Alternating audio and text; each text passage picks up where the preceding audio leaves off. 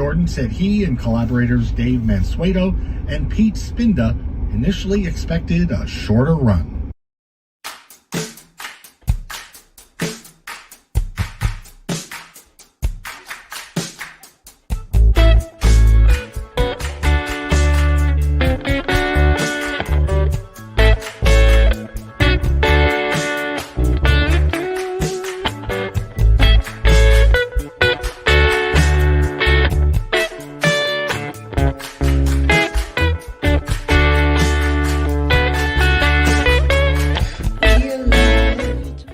Hey, what's going on, everybody? And welcome to Alone Together Pittsburgh, streaming at you live from Pittsburgh, Pennsylvania. We are here. We have been here. This is episode 170, another round number. 170, I believe we're on week 56, the halfway point of this show, much like this pandemic that never ends. We started the show back right before the shelter-in-place order came down from the state the March before last. We thought we were going to be doing this for a few weeks, and it's gone a little further. We wanted to keep a sense of community going, to keep everybody in the loop of what everybody's doing, and from what you can help and how you can be entertained and everything else.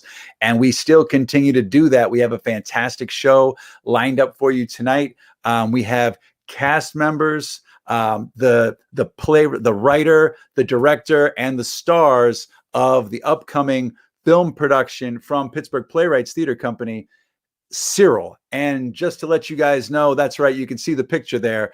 The man, the myth, the legend himself, Dr. Cyril Wecht, is going to be here tonight talking about the film, how they made the film, from the soup to nuts, everything that you can have that came with that. Very excited to talk about that. If you have any questions as things go on, as always, you can just hit the chat there. We'll find them. If we can, we'll read them on there and run them past the team there. So it's going to be a good one. They have a larger form Q&A panel coming up with more cast members, more crew members coming up on the 11th of April. We'll be talking about that as well.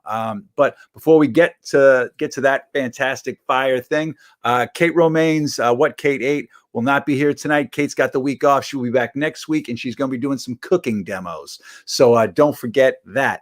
Before we get to the full show here, a couple of pieces of housekeeping. One, ticking below me, that is our Venmo. It is at TogetherPGH. If you can kick in a couple of bucks, we would greatly appreciate it. It keeps the show running. All the funds that come in go directly to the artists involved in the show on any given night. So we would greatly appreciate it. Nothing is too small, and obviously nothing is too high. Hey, Naomi. If you give $500 or more, you get to be a guest on the show. You get to be in your house and be alone together with us. So do that. We're also on PayPal as well. We're also on the YouTube platform. We're also on Twitch. And there is an audio-only podcast version of this show that you can hear wherever you get your podcast. That'll come out tomorrow morning. So that's that. So that aside, a couple other things that we go over every day. We are in the middle of a pandemic, so we are trying to work our way through that. Every day we talk about the COVID numbers. Today's COVID numbers in Allegheny County were 379, so it's a little bit lower from before. Everyone just remember, we are in this. We are close to the finish line. Keep doing what you're doing. Keep the social distancing going on. If you can, keep wearing your mask. Keep washing your hands. Don't worry about it. Don't be a jag. Put on a mask. Also, if you can get it, if you're able to get that vaccine and it's your turn, go get it. Just go get it. Don't wait. Don't worry about it. If you're in the zone and you can get that shot, get that shot. Tell them I sent you. Now, before we get to the show, one more thing. We've got an in-show poll tonight that is just ripped from the headlines, right? Our little jag-off, which is brought to you by Engine House 25 Winery. If you go to eh25.com, you can find out everything you need from the selections of wines you can get from Engine House 25. Some of the best wine you're going to have, period. I will put it up against anything. The grapes come from everywhere from Napa to Chile and everywhere in between. Go to eh25.com. If you tell them we sent you from Alone Together Pittsburgh, you get $5 off per bottle. Free shipping during the pandemic locally in Pittsburgh, and they have curbside, and the tasting room has new hours now that the restrictions are loosening up a little bit. So go to eh25.com. Dave Mansueto in the booth. Tell me, Dave, what's going on with tonight's in-show poll? Ladies and gentlemen, brought to you by our favorite haunted winery, EH25. It is the Jag-Off. We cannot stop the Jag in Pittsburgh. You love it. You stick doggedly to your things, your customs, and I love you. I'm not from here, but I'm glad to be here. Tonight's Jag-Off is all about our favorite things, wacky animals, wacky Pittsburgh animals. What is your favorite wickedly cool Pittsburgh animal? You know what happened today? There is a snake on the loose in Frick Park. That snake is no friggin' joke. No frickin' joke. Is it the snake? Is it Dave on a dinghy? Who put that, Pete? Bad look, man. River alligators or the neighborhood bears? You know the bears. You love them. Mount Washington, Highland Park. Who is your favorite Pittsburgh animal? You got to choose your favorite kids sometimes. You know what I mean? If only one can survive, you got to pick the one that you drop off the cliff. All right? Good luck with that, Patrick. Happy Jag Off to everybody. That's right, folks. Famous Pittsburgh wild animals of the pandemic. We've had 2 separate bear sightings in neighborhoods. We've got a giant rat snake 20 feet high crawling up a tree in Frick Park. There were helicopters flying all over the neighborhood. Not only that, there's a frog orgy happening in Arsenal Park. Did you see that? An actual frog orgy. So I'd like to add that instead of Dave on a Dinghy. Why don't we just combine it with Dave on a Dinghy? It's like Dave on a Dinghy and a frog orgy. There's really nothing you can do. So add that in there if you can. So that's there right now. We have photographs of these things, but we're not going to show them tonight because you know what they are. You've seen the giant rat snake at Frick Park in the tree. It's people are freaking out. Snake. They live there. But I'd be freaked out. I know they're like safe and they don't attack people, but if you're like on a hike and you saw this giant snake wrapped up in the tree, kind of looking at you, checking things out, I'd be a little freaked out. I know it's not Anaconda. You know what I mean? Ice Cube's not going to come out and call it a name and punch it in the face, but you get the point. Anyway, so enough about that. Get your votes in. We'll check in on the voting as the show progresses. It's looking like it's a Frick Park tree snake, and Dave on a Dinghy is out to the early lead. So get on that. Keep it around, and don't forget eh25.com. So I think we're time to vote. Dave, do we have our full bullpen? Is the roster full in the green room? Well, we got the Magic Man. Okay. I have not yet seen that who gives you trucks that you crash into telephone poles yet, but I'm knocking on wood for that one. People who have been watching, all right, we're gonna call an audible here. It's a game day. It was opening day at home for the Pirates today. They had a game there. They're doing business. So anyway, Donna had a 6-foot rat snake in her yard. You got a picture. It didn't happen. Donna, did you take a picture of that thing? So that's crazy. Anything over like 3 feet on a snake is going to freak you out. I don't know. Enough about that.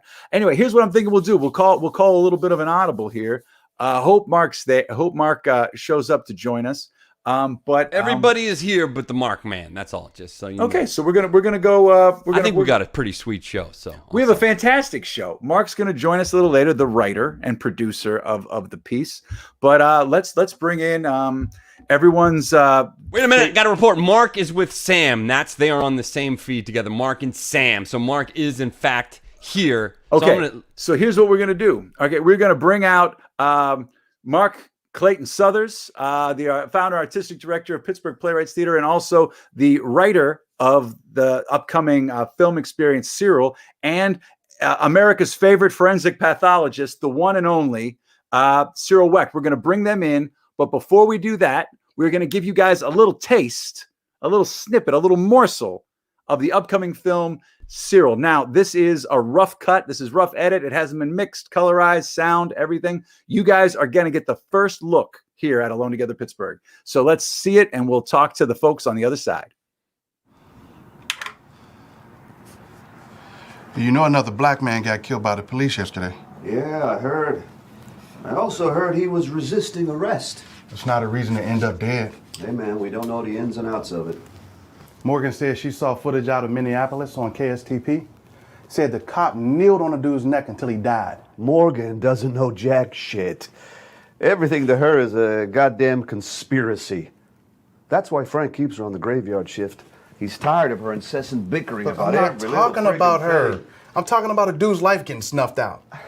Dude, you can't let every little thing in life affect you. A little thing?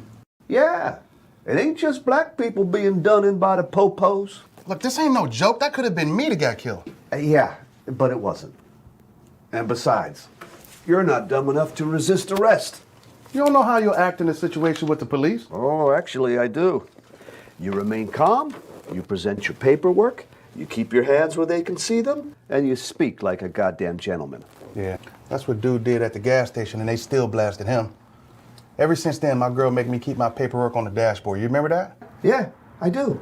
But to the cop, it looked like he was going for a gun. You always on this flip side, ain't you?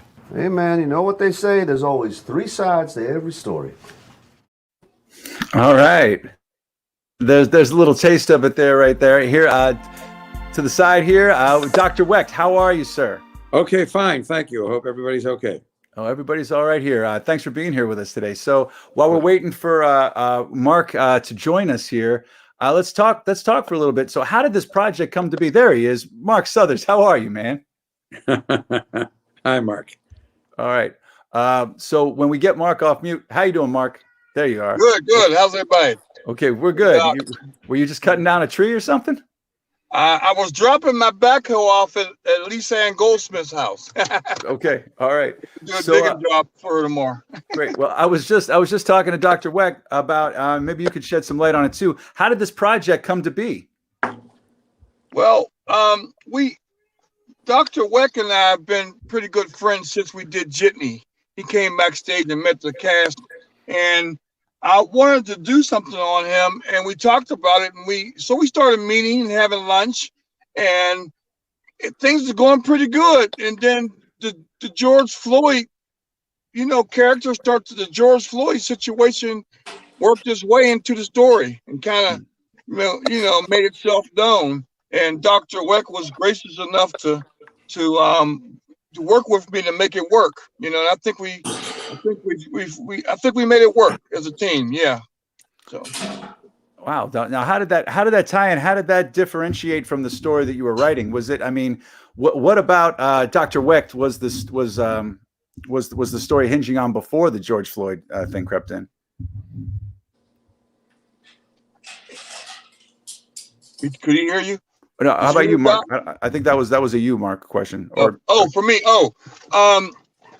The story's there. The original story's there. It just has a sidecar now. The tension behind, what you saw in the clip, right, pretty much, and the tension behind that, and it kind of works good because Dr. Wecht, was able to chime in real time, but not in real time, but you know what I mean, right, how he would have reacted, and we did talk about this, and it was very reminiscent of the Johnny Gammett situation that we experienced right here in Pittsburgh, about 20 years ago. I think and Andrew Paul came in and from what I heard, made it work, because I haven't seen. That's the first part I saw just now with you guys. So I think the same goes for Dr. Wecht, and I think I got David Whalen in the wings right now, and Sam. I think it's probably the first time they've seen it too. Yes. Dr. Wecht. So I know you've acted in films before. You've obviously been on television a bunch of times. What was it like working on this process with Mark, from the writing aspect to it to actually shooting this thing while you were working a full schedule? Well, we met many hours, and interestingly, the best time that Mark had always was at lunchtime. So I picked up the tab, and he came to my office and ate on the house, so to speak. And we talked. I didn't keep track, but we're talking about I don't know, several dozen hours. And Mark had his recorder, and he asked me questions. Went over many of the different cases that I have been involved with, many of which are referred to in my latest book. The Life and Deaths of Cyril Wecht, Memoirs of America's Most Controversial Forensic Pathologist. I recommend that for people who are interested in these kinds of cases, as well as in the criminal justice system. And this is being highlighted now as we speak this evening, of course, with the Derek Chauvin case. And I have commented on that quite a bit. Several of the national TV shows contacted me, and ABC wanted me to come to New York and be a kind of an ongoing in-house person, which I could not do because of my schedule. But, I've, as Mark has referred to, I dealt with compression asphyxiation with the Johnny Gammett case some time ago. It was about 1996, something like that. I remember it well. Yeah. And then I've had other cases of this kind of positional asphyxiation throughout the country over the years. And I'm pleased, delighted to see these comments coming from top-level police officers who have been testifying in these past 9-10 days, talking about the fact that this is not what police are supposed to do. In fact, they're specifically told not to do this. You do not place somebody face down, lean then onto his chest, onto his neck, compress the chest, stop the diaphragm from moving, decrease the amount of oxygenated blood to the heart, and then similarly to the brain, which then leads further depression of the lungs. And the next thing you know, you've got cardiorespiratory arrest and you have death. And that's exactly what happened in the Derek Chauvin George Floyd case. I wish I could be testifying in that case to point out that there's no way that fentanyl was responsible for his death. But I don't want to digress. Well, no, it's anyway, okay. So that's how it developed. And it was a pleasure, I want to say, meeting and working with all of these professionals. I've had limited experiences, consultant to Oliver Stone, the movie Concussion, Albert Brooks playing me. I was filmed in a documentary that got the Sundance Film Festival Award many years ago. Right. Brothers Keep. And Oliver Stone, I think he's doing is he doing a forward for you? Yeah, Oliver Stone has written a forward for my JFK book, which has just been submitted to the publisher last week. And I'm hoping that it'll be out in about 3-4 months. And then we can talk about that. Okay, my 55 years or so experience with the John F. Kennedy assassination. Anyway, I could talk to you. I just wanted to say that meeting the professionals, which I am not, and seeing how they work, how disciplined they are, how good they are, it was a great pleasure. It wreaked havoc in my office, compensated in great measure by this wonderful luncheons, which Mark had arranged to be brought in. I remembered the meal wagon with the Oliver Stone movie down there in New Orleans, where I went for my contribution on the on his JFK movie, and then in Pittsburgh when they did the Concussion movie. So I remember those well. And Mark Southers performed in traditional fashion with outstanding meals. But the people were great, and it was not easy. We weren't in a big Hollywood studio. We were right. And I was also curious about you're playing yourself in this movie, and I think that would be harder for me than playing an actual role.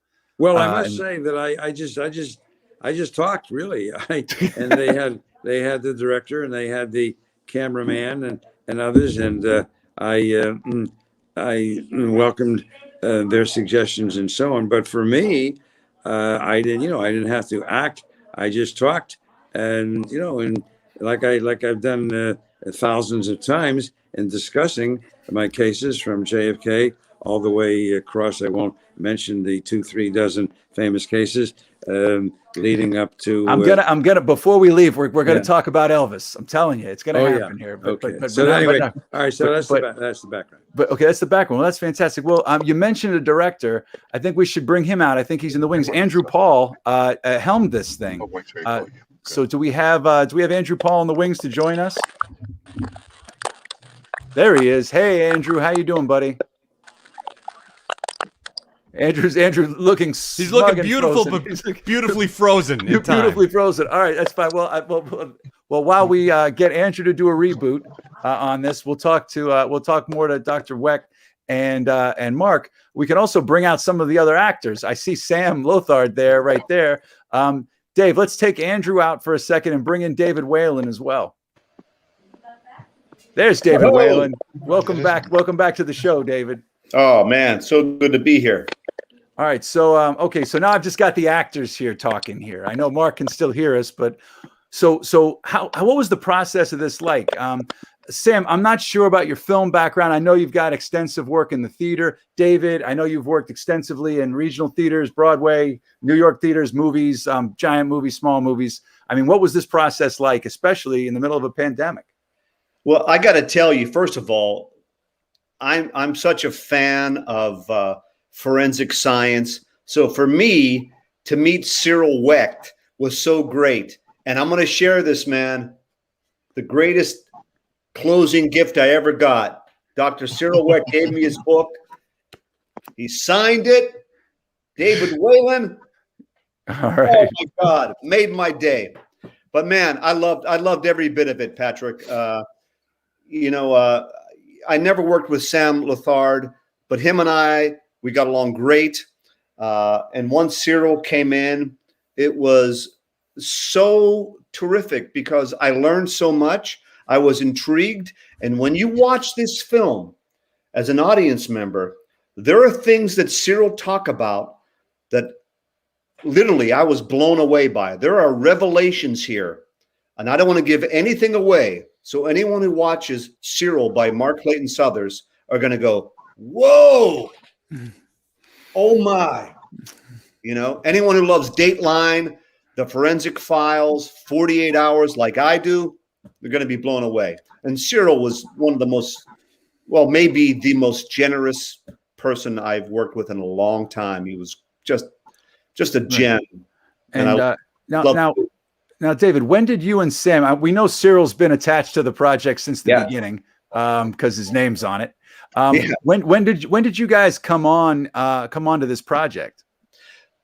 Well, I mean, I guess Mark sent me a rough draft of the script. Maybe September.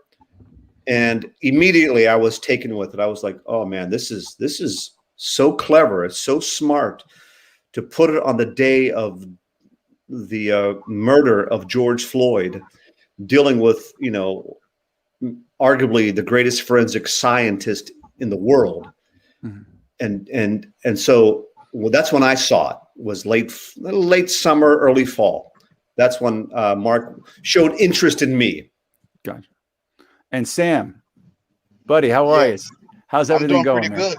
I'm good. How's everything with you? Everything's good, man. So when you get signed on to this thing here, I mean, I know you've done a lot of theater. I know you've done a lot of interactive theater. I mean, what's your film background be? I'm sorry for not knowing. I mean, was this one of the more? Don't worry about it. Okay. You wouldn't know. I did a short film here in Pittsburgh with some friends of mine, and we didn't get that released like we wanted to, so it's not something that a lot of people would know about. We did do 2 different screenings for it, and it was well received. Great. So that was done, but we didn't do more of a push for that. But yeah, so a lot of people wouldn't know about that. So then you get tossed into the pool with David Whalen and Cyril Wecht. Right. So I mean, I wrote it for the 2 of those guys. Oh, okay. All right. So that helps. Right. That'll help a little bit. Well, that's fantastic. I mean, but when you guys were shooting this, I mean, this is some really like ripped from the headline stuff while it was going on. So did anything change? I mean, obviously, I have a feeling that there was some kind of improvisational things happening. I'm sure that, you were, picking up the baton and running with each other here. I don't know if that's what it was, but I mean, what was that process like? Well, for me, it was pretty easy. Is somebody eating potato chips or something? Is somebody eating some chips? All right, there we go. All right, there we go. I'm sorry. It's probably Andrew Paul. It was Andrew Paul. I think it was Andrew. I think he's back. He was back. But no, like I was saying, some favors from the MGM brand. Just okay. Sam, finish your thought. Yeah, I'll try to talk over the potato chip bag. But it was pretty easy because David.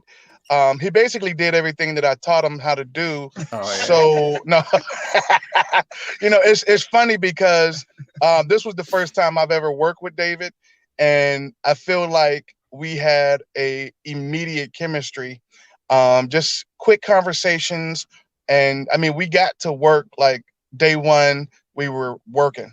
And so it wasn't like we had a whole lot of time to connect and build any type of relationship that you would kind of see any camaraderie.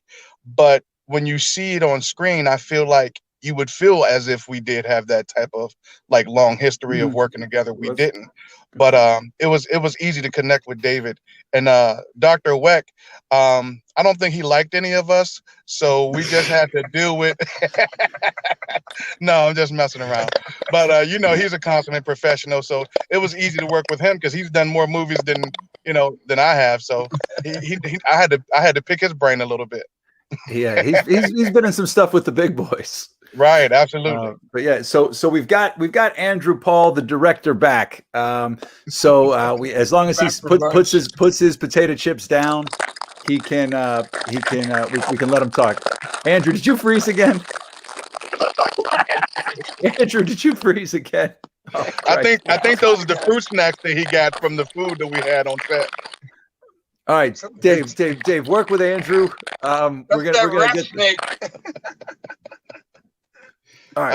I think he took a bunch of fruit snacks back from the set. I think that's what it was. Okay, so is there a larger cast outside of just the three of you? Is there like a larger ensemble? Are there smaller parts? As we get Andrew back on this, there's other actors. It's not just the three people in an office, right?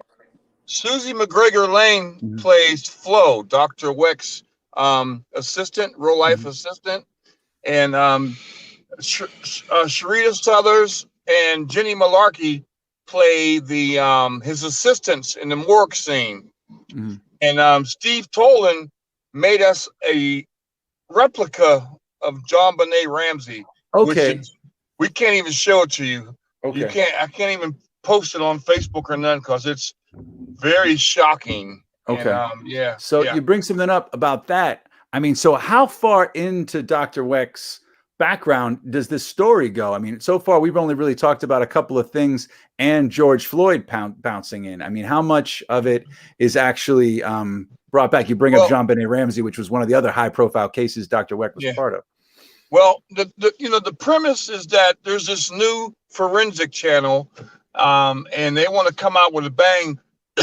So they're interviewing Dr. Wecht and several of his colleagues, and they're making like a series out of it. And what we cover in detail, Dr. Wecht covers in detail, is JFK, John Benet Ramsey, and Nicole Simpson. He covers those three in full detail. In the piece. Okay. And that was what the whole play was supposed to be about. And then the George Floyd situation jumped in. So they talk about a whole bunch of deaths, African Americans that were well known, but their mysterious deaths weren't big, in the headlines as much as these other ones were. You know what I mean? Gotcha. So it's a bullet base. I've got more questions to talk to everybody about, but real quick, you guys are doing a big full cast and crew meetup coming up on the 11th at Pittsburgh Playwrights Theatre Company. Is that right? Sunday, 5 p.m. So that's this Sunday, 5 p.m. There's another Q&A coming up. So if you don't get anything covered tonight, you know where to go. You'll have more people. Maybe Andrew's reception. Andrew, say something. Can you? Are you back, Andrew Paul? If he says something, it's gonna be like. Okay, well, I'll tell you what. Andrew Paul directed it. So what was Dr. Wecht? What was Andrew Paul like as a director? Or did you just tell him what to do? He can't hear us. It's fine. No. I listened. Andrew Paul was excellent. The cameraman was excellent, quite demanding, but I recognize his professional skill. And the other actors, they have, much more experience than I. This business of, you do a scene and then you repeat it 3, 4, 5, 6 times from this angle and that angle and so on. I'm not used to that kind of thing. So that was what was most difficult for me to handle. And by the way, during all this time, I was also functioning as a forensic pathologist. I was doing autopsies in the mornings before we would meet, sometimes later in the day, and then on the weekends and so on. But Dr. Wecht, again, you put us all to shame with your work ethic, sir. I'm just going to say that right now. I don't want to wax your car for you any more than everybody else already has. But the fact that you're pulling all this stuff out, you're doing all this, you still have your speaking engagements. You've got like probably 16 books, 14 things. And if anybody asks, you turned down NBC so you could do the show with us tonight. That's what I'm going to tell everybody. Yeah. Yeah. But, yeah, I wanted to make one comment here. Please. It has been referred to, but I want to emphasize something that, yes, the cases we talked about are interesting, unquestionably. And as Mark has pointed out in great detail, OJ, John Bonet, and JFK. And then, as has been emphasized several times now, the George Floyd case.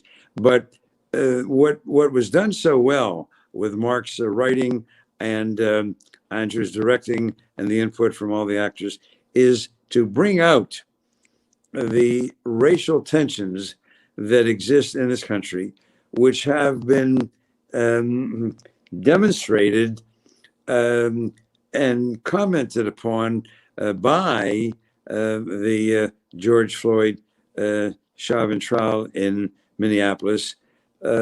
These deaths of African American people, Michael Brown in Ferguson, Missouri, Freddie Gray in Baltimore, Sandra Bland in Texas, Eric Garner in New York, and so on. And we refer to those. I recall I referred to those in the play, and that to me is what makes this film, while enjoyable recreationally as a movie, and I believe that it will be that.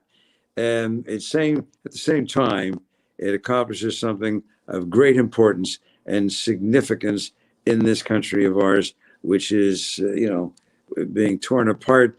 The African Americans, looks what happened with the Asian Americans, and so on.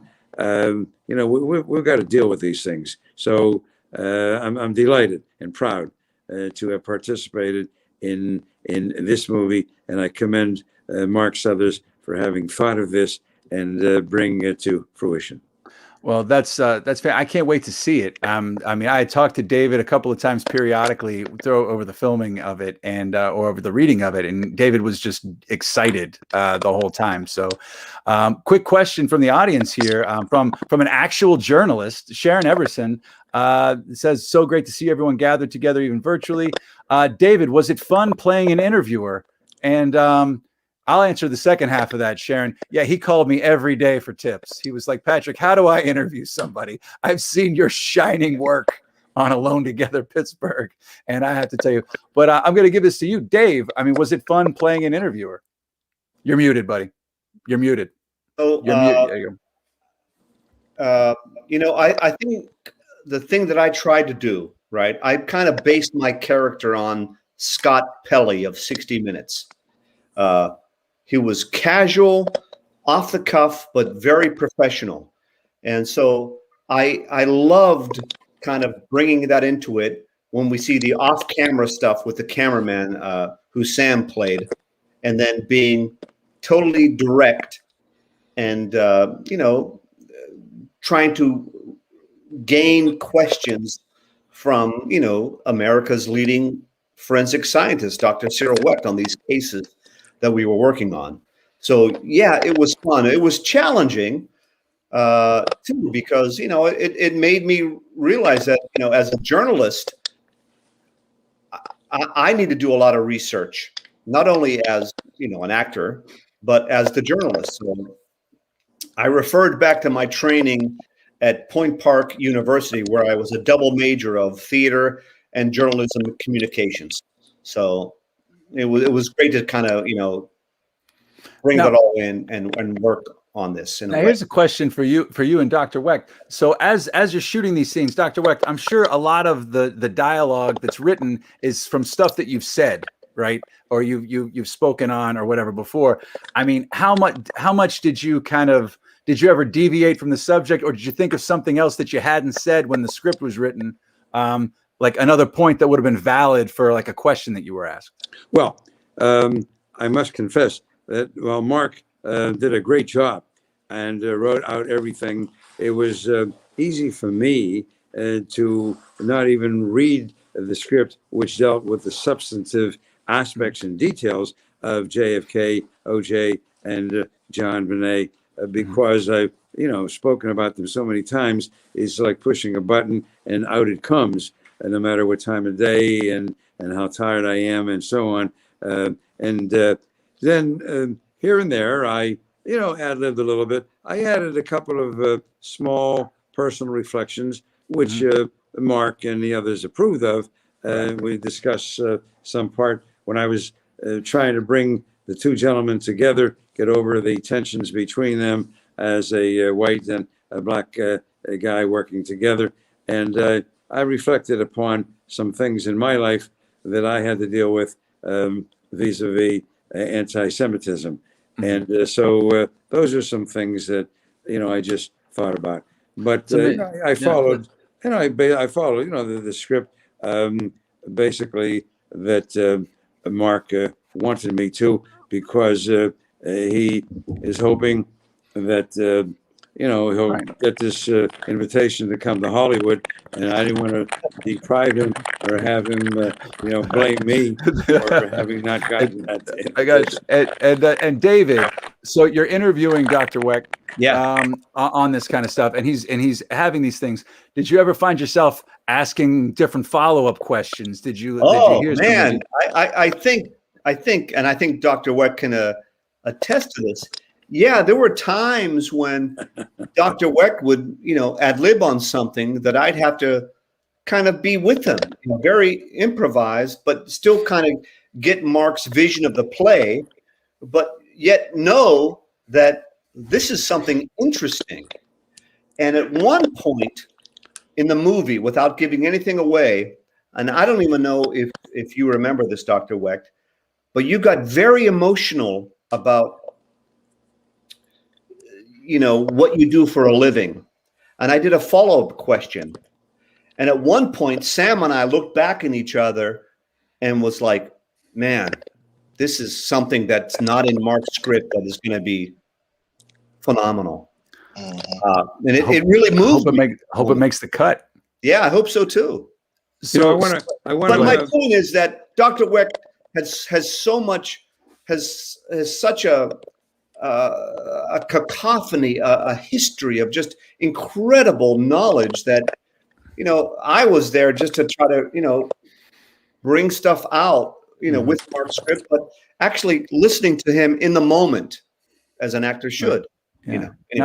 Now, Sam, a question for you. David was able to be the journalist in this, to asking these questions if things went off. I mean, from your perspective as an actor there, did anything like that come up with, in times with David or with times with Dr. Wecht from your end? Because for David, if something goes off, he can ask the follow-up. He's the journalist. He can ride that wave.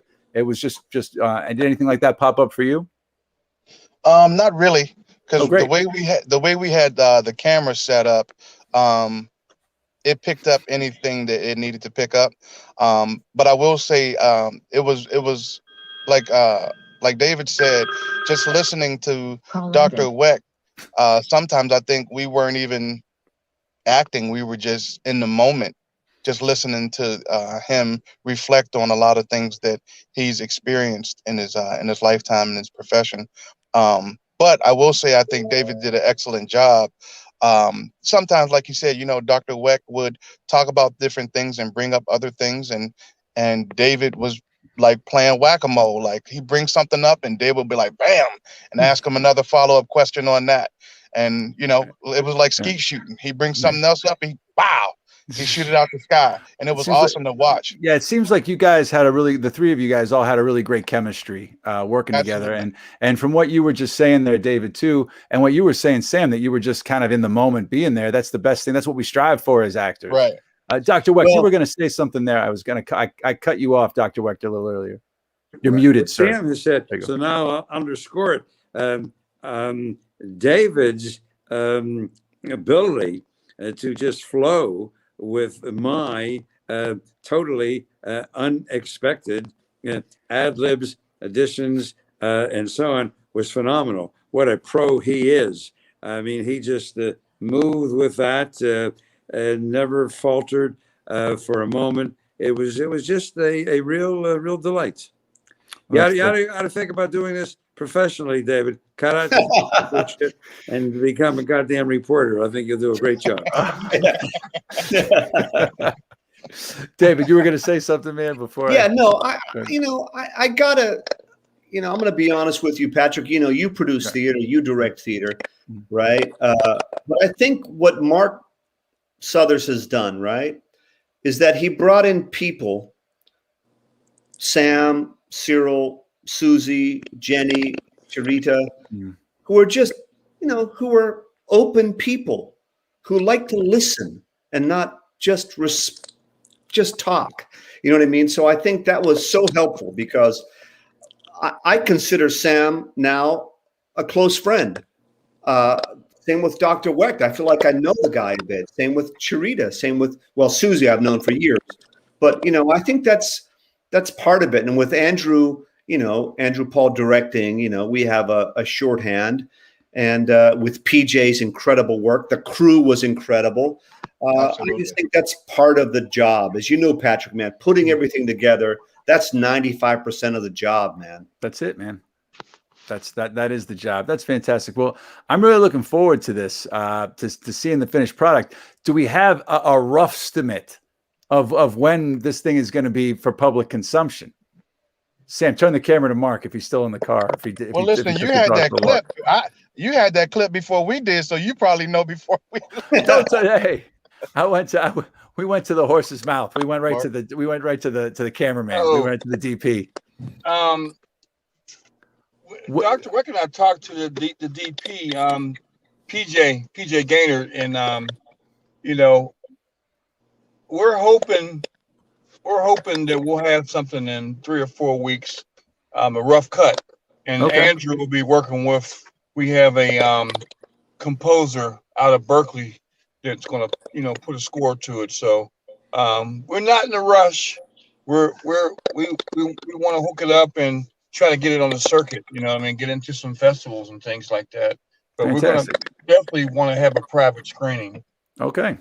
Yeah. Well, that would be great. I think. Wait, can we hear Andrew? He's in his car. Yeah, he's driving from Vegas to Pittsburgh. We got to hear his voice. What's up, buddy? I totally drove away from my house because sometimes my house is in North Las Vegas and there's really high winds right now, and I think it was messing up the internet. So I drove to the supermarket. I'm in just go to the just go to the Luxor. Go to the MGM Grand. And better now. The signal is better. All right, so Andrew, in a nutshell, here we were going to start wrapping up, but I'm glad you're here. So yeah, so your history, your work, everything. You work great with actors, but you're a theater guy. Is this your first foray into filmmaking? No, in fact, you may remember, Patrick, I did do one CMU student film that you actually starred in. That's right. That's right. That's about 12 years ago. But I learned from that experience. It was really helpful because it gave me a better appreciation for what I was getting into this time around. Well, that's great, man. From what everyone's saying, you did a bang up job. Everybody seems to have enjoyed themselves and had some actor breakthroughs over it. You're frozen, aren't you, Andrew? Well, at least you got to bring up the student film that I was in with him about 20-some years ago. Yeah, you froze again. Maybe pick the camera up. Pick it up with your hands. Roll the window down. Hanging out the window. Pull, extend the antenna on your phone. Oh, God. Oh, man. Dr. Wecht's got to be at work in 4 hours. I mean, let's get this thing. Come on, we're trying. I'm not frozen on my side. Sorry that you guys can't see me. Keep talking. Get it in real quick because you're clear right now. Say anything you want to say. Go. Oh, am I? Yes, go. Roll it. Oh, great. Well, all I'll say about you can't hear a word of this, but all I'll say about it is I think Mark's written something very clever because what starts out as a docudrama about Dr. Wecht, he's basically turned into this Black Lives Matter piece built around the We were so Okay. close. He was saying built around the George Floyd podcast. Okay. All right. So that was Andrew Paul from sunny Las Vegas. He's Windy Las Vegas. Apparently there's a From the dust, stratosphere. there's a dust storm right now. He's on the top floor of the stratosphere. He's going to go off the Big Shot roller coaster, which I actually went off once. It's a funny story. I'll tell you on the next time you guys are all on the show. My God. It'll take too much time. But Andrew, thank you for being here with us tonight. I'm so sorry about the internet, bro. I gotta get better devices or something. I'm sorry. That's probably true. Are you getting your order at the drive-thru right now? Is that what's happening? You look out the window. I mean, it's just like I'm gonna need a bottle of wine after this. oh my God. He's at In-N-Out Burger. He's oh man. Well, anyway, back to this. Everybody. So we're gonna start wrapping things up. It's getting to the witching hour. Is there anything else you guys want to add in the last couple minutes here? I want to hear about Elvis. All right, Dr. Wecht, is there any one piece of information that Mark asked? I wasn't going to. I mean, obviously, I'm a professional. I wouldn't ask anything. Is there anything that you can tell us about Elvis Presley? Elvis Presley did not die from heart disease. Elvis Presley died from 11 central nervous system depressant drugs that had been prescribed by good old Dr. Nikopoulos, Dr. Nick, who was the in-house sycophantic physician. Anything that Elvis wanted, getting ready for a program, during a program, after a program, playing handball 4 o'clock in the morning, going to the dentist 6 o'clock in the morning, whatever. And he wrote, and he meant well. He didn't certainly want to harm his golden rooster, or whatever you call that. Cash cow, golden cash cow. But that's what killed Elvis Presley. And it was covered up by the medical examiner who had released jurisdiction of the case and nevertheless went to Memphis Baptist Hospital where the autopsy was done and spoke out before anything was completed, obviously before toxicological analyses were returned, and he was already mouthing off about Presley having died from heart disease. He was what he was doing. He was protecting one of the states, one of the country's major industries. I recall at a time reading this statistic: 1 out of every 12 Americans had an Elvis Presley record in his house. So that was the story. And that's the death of Elvis Presley. It was an accidental, acute combined drug overdose. He was so goddamn constipated from those drugs. People who have taken these drugs know what it's like sometimes. He would spend literally 3-4 hours a day in the toilet. Of course, I mentioned his bathroom was more luxurious than 95% of people's living rooms in this country. Anything he wanted was there. But the poor man suffered.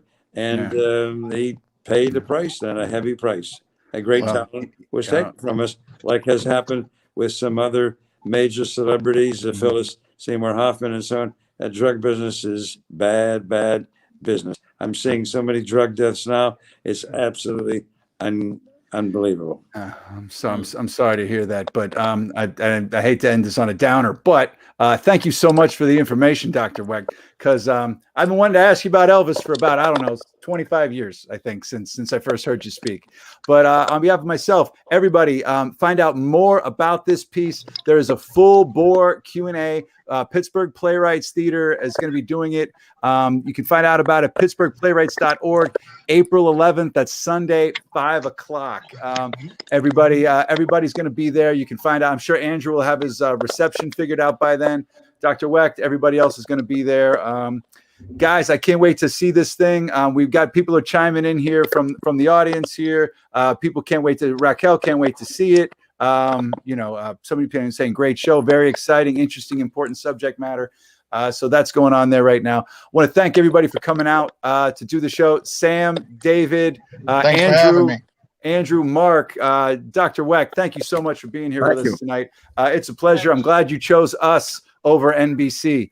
That's fantastic. We are going to check in on the in-show poll. Dave, before we wrap, who is the winner of the in-show poll tonight? We ready to shut this thing down? What a show, guys. What a show. Dave on it. Here's oh, God. Dave on I'd say that's Dave on a Diggy / frog orgy. So I'm gonna give it to the frogs for giving me the bump on the dinghy. So there you go, Pittsburgh. That's your choice, you sick animals. Whatever. Love you. So that's what it was. Remember, the animals of the pandemic, folks. We had the big black rat snake in the tree, 20 foot long today, causing hell in the airwaves, the helicopters and everything for that. We got 2 bear sightings during the pandemic, and the best bear sighting was Dave Mansueto on a dinghy. But we can get into that on the next time. I want to thank everybody. I want to thank Engine House 25. I want to thank Farm to Table Pittsburgh. Go to farmtotablepa.com. Find out where all the local farmers markets are, where you can get your CSAs, where you can get your fresh, organic, local food. Every Wednesday night, we have a Buy Fresh, Buy Local segment on the show. Last night was Doug Oster. You want to know about planting stuff? Check out last night's show, and every Thursday Doug Oster does something with Farm to Table on their show. So on behalf of all of us, to all of you, thank you, and good night, everybody. Check out Cyril when it comes out, and there's another Q&A coming up this Sunday at 5. Thank you all very much. We're back tomorrow back tomorrow night with Natalie Bensavenga and Dave Bracey. Bye, everybody. We'll see you then. Thanks. Have a good one, guys. Thank you.